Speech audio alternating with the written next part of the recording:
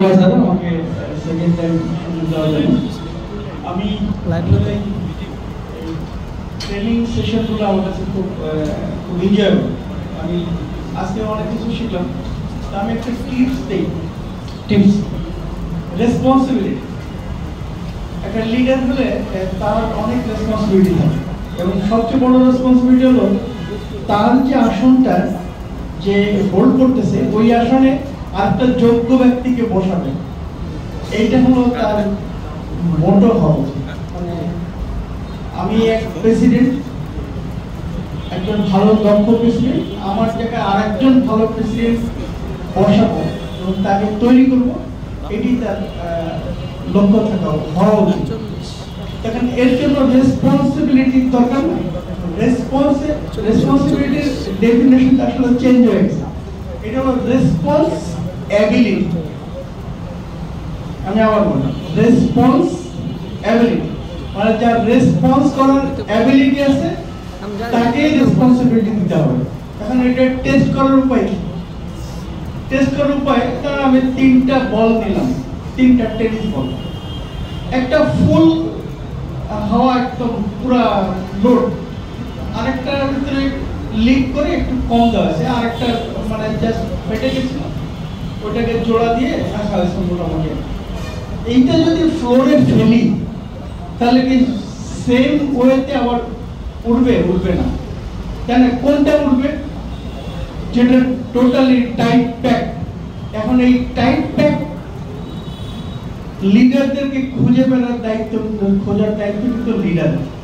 হ্যাঁ, তো যারা এখন এখানে আছে এরাও এই যে এখন এই টেবিলে বসছে, আমার বাম দিকে অনেক লিও আসছে, এরা দেয়ার বিকেম এ লিডার, এখন লিওদের ভিতরে লিডার। এবং আমি জানি যে ফিউচারে এখান থেকে অনেকে আসে আবার এই আসনগুলো দখল করবে। এখন ওই লিডারগুলো কিন্তু খুঁজে বের করতে হবে।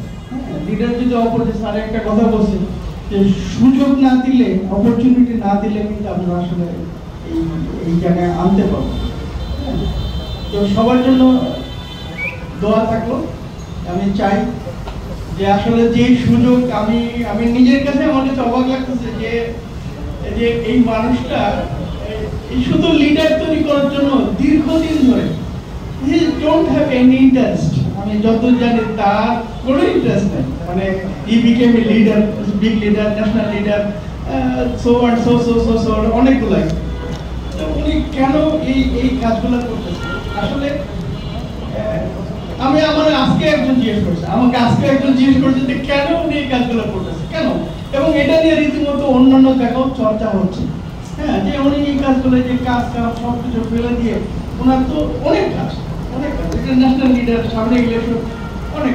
আমি যদি এতগুলো লোকজন দেখে নিয়েছে এই কাজগুলো কেন করতেছে, আমি একটা সংক্ষিপ্ত একটা আমার কনসেপ্ট যেটা হলো, আমার যেটা মনে হলো, আমার মনে হচ্ছে যে এই এতগুলো মানুষ, এতগুলো ছেলে, এতগুলো ইয়ং পিপুল দেখে নিয়ে আসে, যদি এর ভিতর থেকে 50 জন বা 10 জন বা 20 জনকেও লিডার তৈরি করা যায়, আমার মনে হয় এটাই ওনার অ্যাচিভমেন্ট এবং উনি এটাই চাচ্ছেন।